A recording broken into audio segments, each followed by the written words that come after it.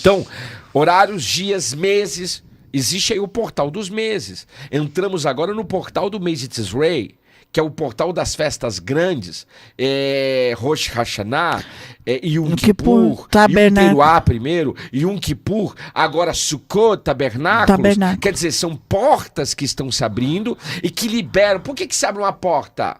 Porque aquela porta, ela vai liberar algo da parte de Deus, através de seres angelicais.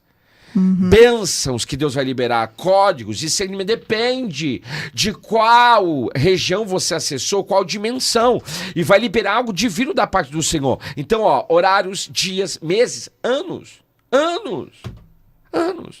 Aí eu estou no primeiro ano do meu ciclo, no segundo ano do meu ciclo, terceiro ano do meu ciclo. Cada ano tem um significado, cada ano tem uma liberação, cada ano tem um portal aberto da parte de Deus para você. Entende? Cada ano, a maioria, queridos, eu tenho um livro, tá? E eu vou falar algo aqui para vocês, a maioria não sabe disso. Mas o livro dos horários proféticos é o meu livro, e o senhor disse, vai chegar para muito longe. E detalhe, ninguém pode ter, tá? Porque é registrado no físico e no digital. Outro dia eu vi uma pessoa lá colocando, eu falei assim, opa, pode tirar, irmão. Tá registrado isso aí. Tá registrado.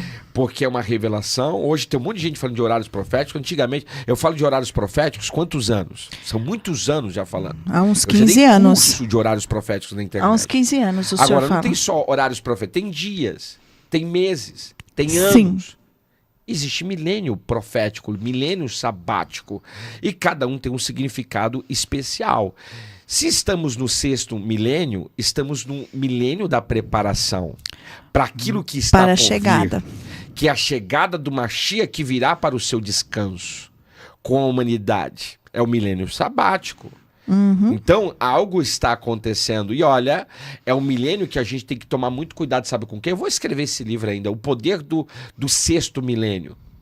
Porque há uma teoria, vou colocar assim, porque senão vai bugar a mente, há uma teoria heptamilenar, que no 7º milênio Yeshua vem. Aliás, não é teoria, queridos, eu já vou falar de vez, não é teoria, é verdade isso. A Terra é contada, ela tem uma contagem, tá? E estamos entrando logo no 7º milênio, falta alguns anos para entrarmos, não é muito não, tá? E vamos entrar no 7º milênio, estamos saindo do 6º, que é o milênio da preparação. E no 6º dia da criação, o que Deus fez? Quem que Deus criou no 6º dia? Um homem. Homem e mulher. Significa que no 6º ano, no 6º dia, é o dia em que a gente tem que cuidar da nossa família. E hoje o que está acontecendo? O povo não cuida da família. O povo não cuida da família, o inimigo está destruindo as famílias, hoje eles estão pervertizando as famílias e nós temos que preparar nossa família para a chegada do Mashiach. Essa é a grande verdade, tá? Pastor, o mundo espiritual nos observa, né? Como o senhor já disse, no livro de Jó, ele nos observa. Sim. Pastor, como somos ligados no mundo espiritual pelo corpo? No mundo espiritual pelo corpo, somos ligados a um cordão de prata, tá lá em Eclesiastes, né? Que o espírito volta para Deus e tem alguns chamam cordão, fio de prata, é tudo a mesma coisa, né? Alguns querem falar fio de ouro, mas você não vê, mas é como se fosse aqui, ó, do teu peito sai um cabo de luz. A Bíblia chama de cordão de fio, mas é um cabo de luz que sai. Esse fio, ele tem incontáveis metros, não se pode medir, e acessam as dimensões. Você está ligado ao mundo espiritual e ao mundo físico através desse cordão de prata. Se esse cordão, cortar, você morre. Quando uma pessoa morre, esse cordão, ele é cortado. Cortou, morreu, entra em óbito. E aí, deixa eu só fazer um adendo, que eu tenho visto aí muitos libertadores fazendo algo que não é correto. Porque o que eles fazem? Eles mandam cortar cordão de prata de bruxos, de feiticeiros, de magos, reptilianos, de bruxas negras, brancas, de pessoas do ocultismo. Isso é totalmente errado, porque você está se tornando um libertador assassino. Porque libertador não pode mandar cortar cordão de prata de ninguém.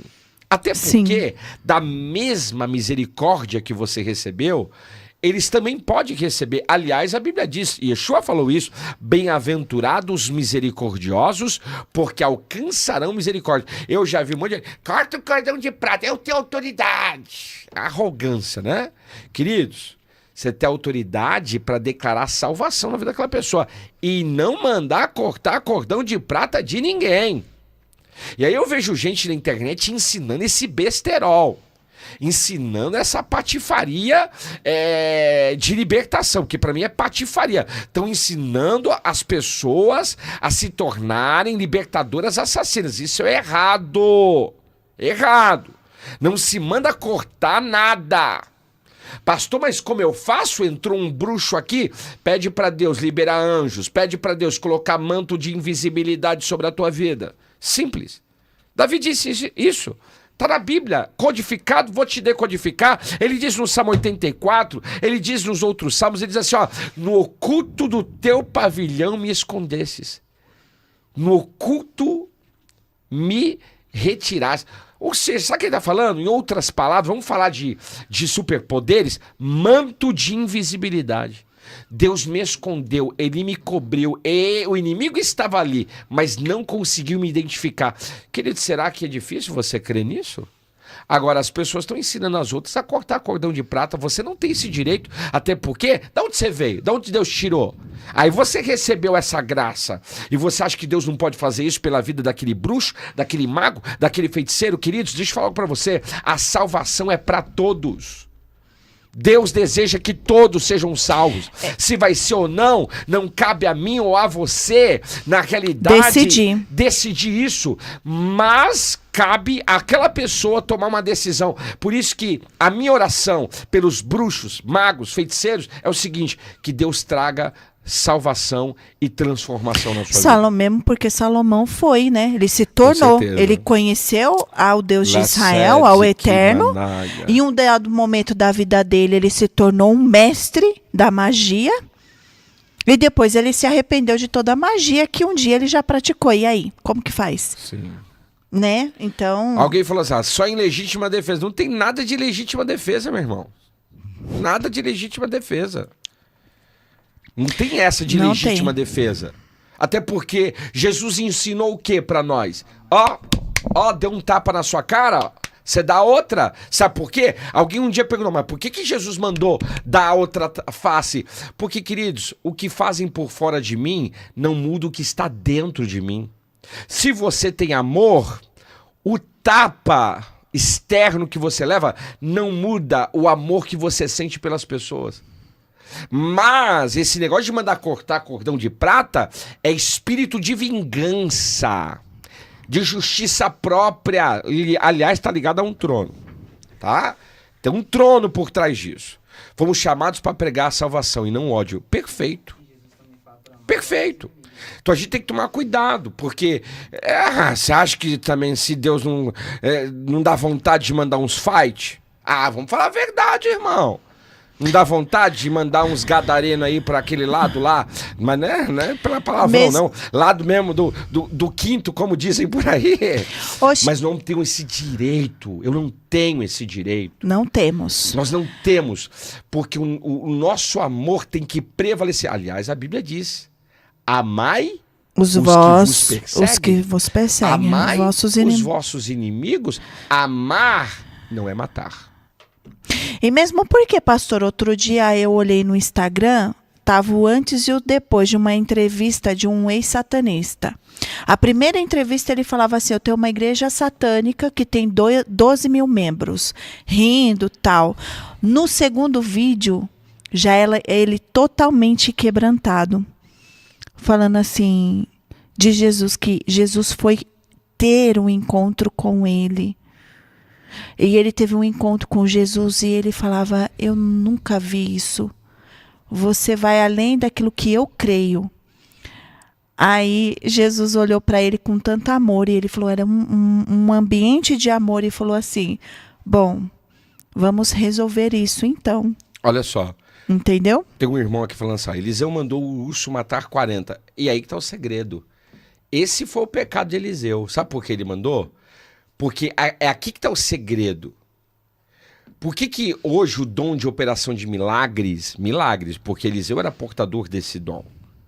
Por que hoje é o dom mais requerido e menos liberado? Justamente por causa do que Eliseu também fez. Sabe por quê? Porque é o dom que tem o poder de trazer vida ou morte. Por isso que Deus não dá para qualquer um. Olha só, Tem que ter Eliseu muito domínio pecou próprio. porque ele tinha que ter tido domínio próprio. Ai, é calvo. Queridos, na boa, bullying. Porque ele sofreu um bullying, não é isso? Ah, ele é calvo. Ah, quantas vezes você não recebeu esse apelido? Tem um tio meu que o apelido dele era aeroporto de mosquito.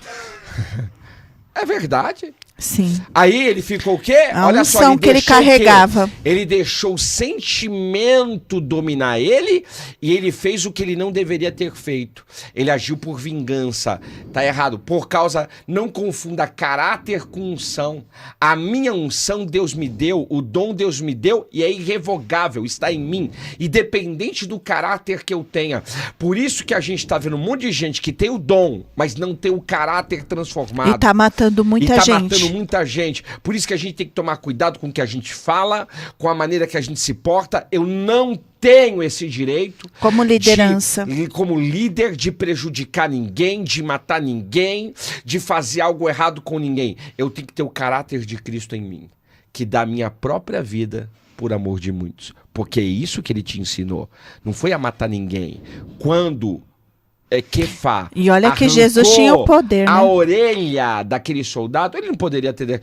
Ele poderia falar, miserável, agora vai ficar sem orelha mesmo, para largar de ser besta. Foi isso que ele fez? Não. Ó o poder de cura.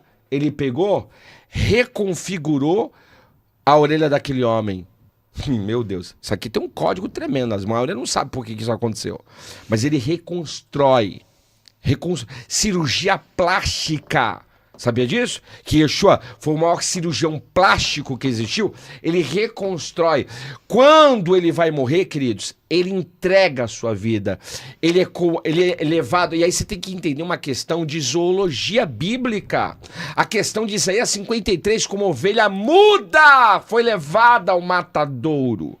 Não foi como uma ovelha briguenta, ranzinza, vingativa. A ovelha, ela é muda. Quando o Kohanim, o sacerdote, ele vai fazer o corbanote diante do altar do Mizibeash, ele pressiona a ovelha, ele pega a ovelha com a mão esquerda, que aliás a oferta se dá com a mão esquerda, e ele pressiona aquela ovelha, ele vê a reação da ovelha e sabe o que a ovelha faz?